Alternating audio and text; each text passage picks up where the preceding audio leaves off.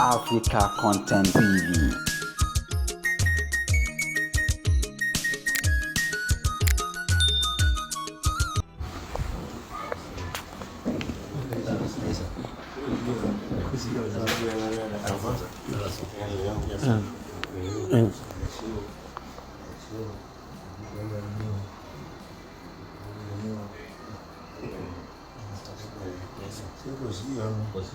Nípa ọ̀rọ̀ tí mo bá yín sọ yẹn náà nígbà sì ni mo wà máa ò pé mi gbọ́dọ̀ máa wà wípé lẹ́tà ẹ̀yẹ ti 60 eré rẹ̀ gbé lẹ́tà ọ̀ bẹ́ẹ̀ ni sà lẹ́tà náà ni ó di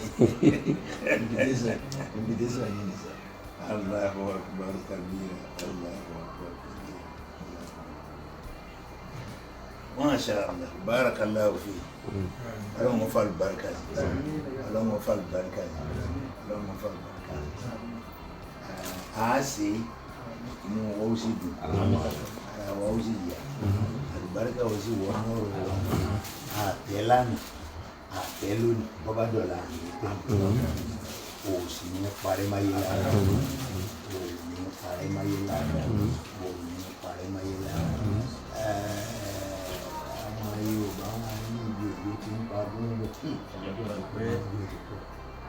Nígbà tí ọba mi sọ̀rọ̀ fún táwọn sọ̀rọ̀ ní ìlú èdè tí ń pa gbóngbò. Ó ti pẹ́. Tó bá ń lọ lọ́wọ́ ní ìsìn láwọn èèyàn mọ̀ fojú wò. Bẹ́ẹ̀ni. Ìwọ ní ìzara àsìn. Ara àjọ òun nítorí pé ní a bá pé àwọn olórin wo ni wọ́n bíríìdì Kánò tí wọ́n bíríìdì Kánò tí wọ́n jẹ́ káwọn ará Kánò ọmọ pé àléèyàn máa ń jó àléèyàn máa ń kọrin àti wọ́n máa ń yẹ àwọn bá wà lọ́jọ́ bá a bá ti mú Barrister kan ìwọ ni Abíọ́lá bí tó ọba dé yìí Abíọ́lá ẹ̀mí ìlú ogun ẹ̀mí ìlú ogun ó jèrè wàhálà rẹ ó jèrè wàhálà rẹ ó ní parí máyé lára rẹ àárín ìwọ pẹ̀lú Ọlọ́run wà ní ìdá gbogbo ẹni tó bá ń jí láàárọ̀ tí ń fẹ́ràn rẹ Ọlọ́run ó fẹ́ràn àwọn ọ̀dọ́ gbogbo ẹni tó bá ń jí láàárọ̀ tí wọ́n ń sọ pé bolo ó gbégbá ó ń tọ̀ lójú rẹ̀ náà ló gbégbá bí ọ̀dà ó gbégbá bí ọ̀dà ọ̀rọ̀ rẹ ò ní já sí àbúrò ọ̀là nàbí wa Muhammad gbogbo ọmọ tó wá jáde lára rẹ àwọn náà ò ní ṣerú ayé ò ní ṣerú ayé wọ́n yàn wọ́n yàn jù ọ̀là nàbí wa Muhammad wọ́n ló jèrè ọmọ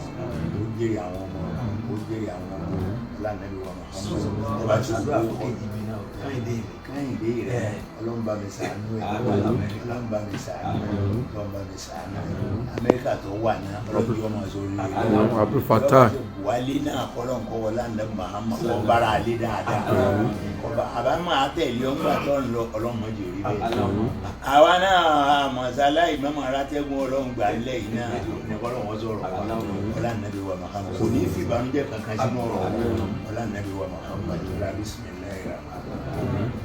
bismillahir rahmanir rahim بسم الله الرحمن الرحيم اللهم ربنا أنت أمرتنا بدعائك ووعدتنا بإجابتك قد دعوناك كما أمرتنا دعوناك كما أمرتنا دعوناك كما أمرتنا فعجبنا كما وعدتنا عجبنا كما وعدتنا عجبنا كما وعدتنا يا ذا الجلال والإكرام إنك لا تخلف الميعاد يا رحمن يا رحيم يا رب العالمين تقبل دعاءنا تقبل دعاءنا وكل حاجتنا وافتح لنا ابواب النعمه ابواب العافيه ابواب طول العمر يا رحمن يا رحيم يا رب العالمين إنا بسم الله الرحمن الرحيم إنا أعطيناك الكوثر فصل لربك وانحر إن شانئك هو الأبتر bá a ti á lérò pọ́jọ́ náà yẹ wá tó yọ ìyá àlùbẹ́ yọ ìyá àlùbẹ́ gbogbo àwọn tí wọn bá wá kí wọn kó lé wọn pẹ̀lú bísímíláì wọn padà délé pẹ̀lú alhamdulilayi wọn ṣàṣẹ bẹ́ẹ̀ fún wọn lọ sáájú ẹ̀dá Muhammad sallallahu alaihi wa sallam.